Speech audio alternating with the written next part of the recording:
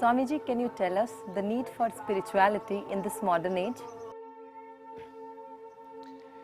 The modern age is the age of science, where we human beings have expanded our frontiers of knowledge to develop amazing new technologies.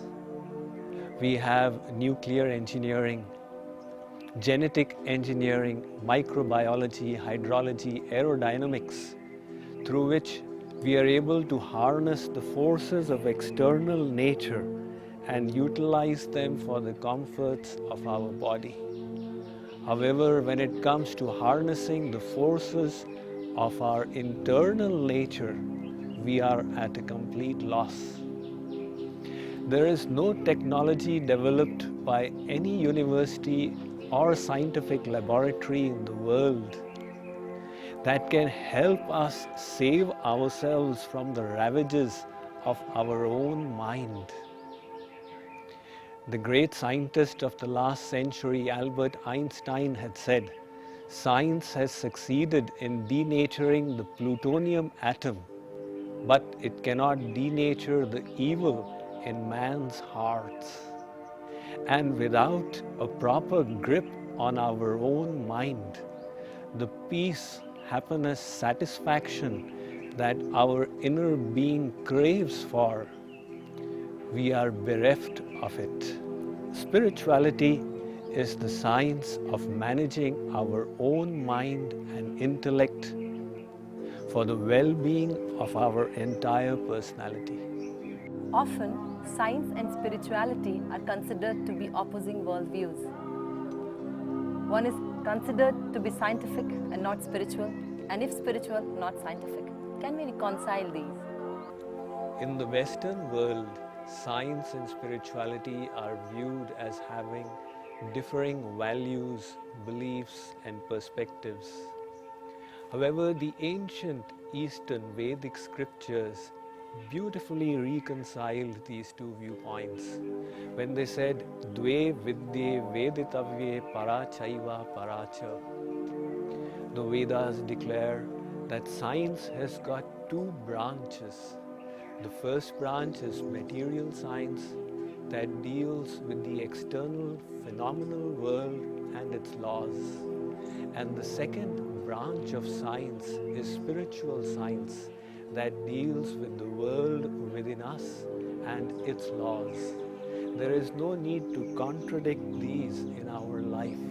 In fact, to attain the perfect well-being of the body, mind and soul, we need to reconcile and utilize both these sciences, material science for the well-being of the body and spiritual science for the well-being of the mind and the intellect. We all aspire for happiness. Despite accumulating so many material objects, happiness eludes us. Can you tell us the reason why? This desire for happiness is very basic to our being. Otherwise, we all want different things. Somebody may say that my goal is to be promoted in my job. However, if you ask the same person, why do you wish to get a promotion? He will say, because it will give me more money. Again ask him, why do you want more money? He will say, it will help me buy the things of the world. Now ask him, why do you want the things of the world? He will say that this will give me happiness. It boils down to happiness. Somebody else may have another desire, but if you ask this series of questions, you will always end in happiness. In other words, all of us are seeking happiness. There is nobody who seeks distress. Now, why is this so? Otherwise, we are all different. There are 7 billion people on the planet Earth. Everybody has different fingerprints. Everybody has different voices, different appearances. But when it comes to the question of happiness, all of us have only one slogan: give me happiness, give me happiness. Now think, did anybody teach us to desire happiness? Like as we were growing up, we received instructions from our parents. My child, never tell lies. My child, never steal. In this way, did somebody instruct us? My child, you must seek happiness. It should not happen that you start seeking distress. This teaching was never given to us. In other words, without anybody having taught us, intrinsically, we have this yearning for happiness. And throughout the day, the contradictory activities we do is all for the sake of happiness. Like, for example, somebody is sitting down and listening to Swamiji speaking. You ask that person, are you getting happiness? He says yes. And if Swamiji keeps on speaking for the next 4 hours, he wants to get up. Now you ask him, why do you want to get up? He says, I've got bored sitting down. Getting up will give me happiness. Earlier he was sitting for the sake of happiness. Now he wants to get up for the sake of happiness. The activity has reversed, but the goal remains one. So since the time of our birth till today, we have been searching for only one thing, happiness. If we can understand the secret behind this desire for happiness, that gives us an entrance onto the spiritual path. The Vedic scriptures say that supreme being, whom somebody calls God, somebody calls Allah, somebody calls Bhagavan, Paramatma, Bhagavan, that supreme entity is an ocean of happiness, an ocean of infinite bliss. Anando Brahmeti Vyajanat. Know that supreme entity to be infinite, perfect, divine bliss.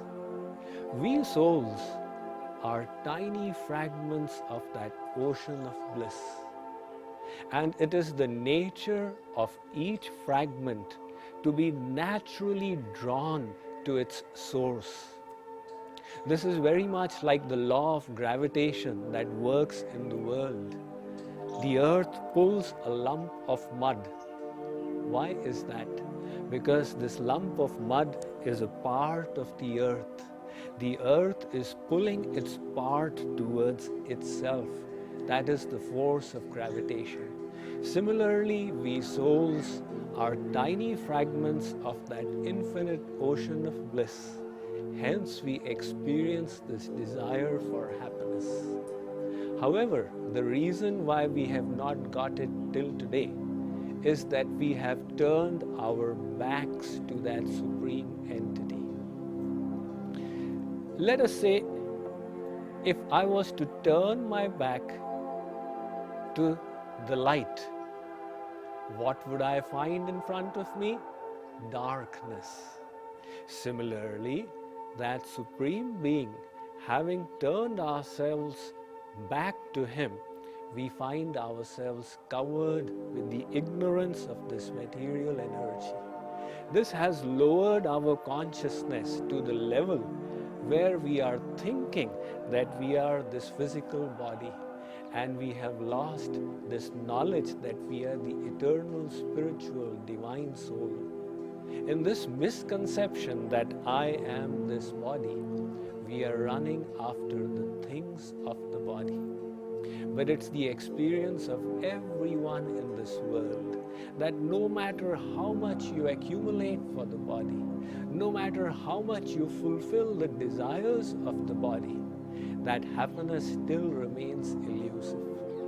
If we can understand, I am not this body, as all the scriptures of the world, all the mystics, all the saints have said, we are spiritual beings. We are that divine spark, and hence the happiness we are seeking is not in material things. It is in that ocean of bliss of which we are tiny parts.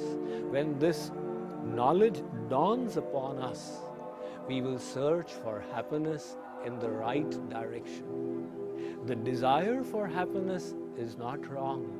That desire exists even in the saints. But they searched for it in the proper direction, and we are running for it wrongly. We are trying to churn lime water and extract butter out of it. Butter is not in lime water. Butter is in yogurt. Similarly, when we understand where does true happiness lie and we run for it in that direction, it will not be difficult to find. I'm convinced about the teachings. Can we practice spirituality in household life? Spirituality, meditation, chanting, yoga, worship, these are not to be separated from our daily life, but to be made a part of it. When we inculcate these in our daily routine, we will find we become even more effective at work. Anybody who works in this world realizes that the effectiveness at work does not merely depend upon our technical, theoretical knowledge, but the kind of consciousness we bring to the work. You may have heard of the saying, "Physician, heal thyself." I like to say, "Manager, manage thyself." When we can manage ourselves, when we have a higher level of consciousness that spirituality gives to us, then we have the clarity of vision regarding our goal. We have the tremendous determination to achieve it. We have the focus of our mind to bring all our capabilities to the job at hand. We have the maturity in interpersonal relationships. All these are the benefits of practicing spirituality. That is why the ancient Bhagavad Gita was spoken by Sri Krishna on the setting of a battlefield. This was done to convey to us all a very important message, that even in the dust and din of a battle situation, one can practice spirituality. How much easier it will be for an engineer, a doctor, or an advocate to inculcate spirituality in his or her life and reap the benefits of a higher, more mature and clearer level of consciousness. We all are busy in the jostle of life. Can we practice spirituality in our busy schedule? Absolutely. Just like an intelligent person takes time out from the daily schedule for physical exercises, because that person knows that if sedentary life is not balanced with some rigorous exercise, it will lead to ill health. So for the sake of the body, we exercise about half an hour every day. Similarly, for the well-being of our mind and intellect, we need to take out some time every day from our busy schedule to practice the tools, the techniques of spirituality. This little bit of practice will benefit us throughout the day. Like, for example, if you take milk and pour it into the water, the milk doesn't have the power to remain separate from the water. However, if you keep the milk separate from the water for some time and convert it into yogurt and churn the yogurt and extract butter, this butter now has the ability to challenge the water. "I will sit on your head and float. You can do nothing to me." Similarly, if we can take out some time from our daily schedule, let's say an hour, half an hour, or even just 20 minutes, and in that time we shut out the world and merely focus on nourishing our own mind and intellect, we will find that during that period our consciousness will be elevated. We will gain that spiritual power, so that for the rest of the day, when we go through our daily schedule, we will find that the world doesn't affect us. The anger, the lust, the greed, and all this, we will be insulated from it. Can you explain us in simple language the tools of spirituality? The aim of spiritual tools is to help us take the journey within. The first tool of spirituality is meditation, which helps bring our mind into focus.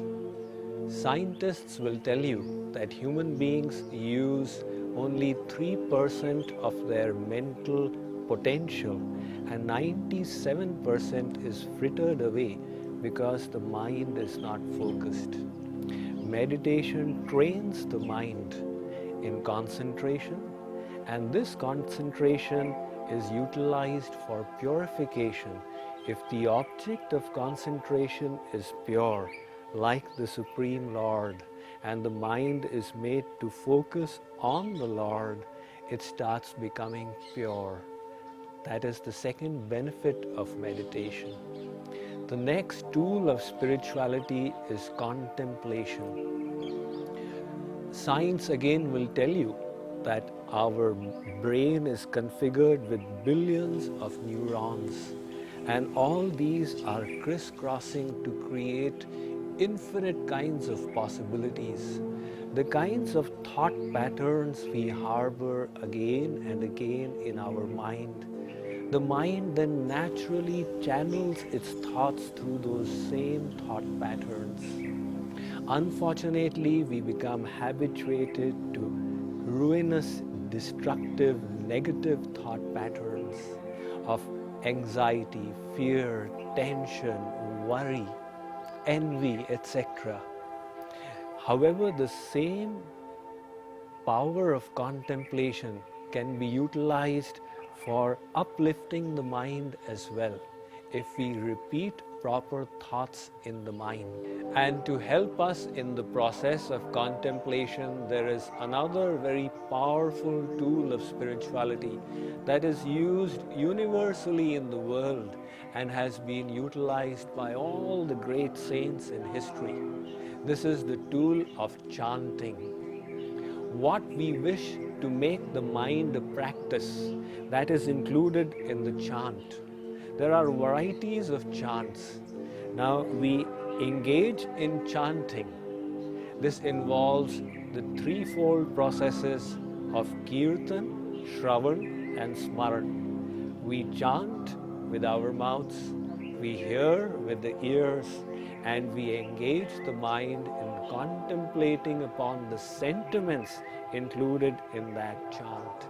So this threefold process of hearing, chanting, and remembering is a very simple tool of contemplation that can be utilized by anyone.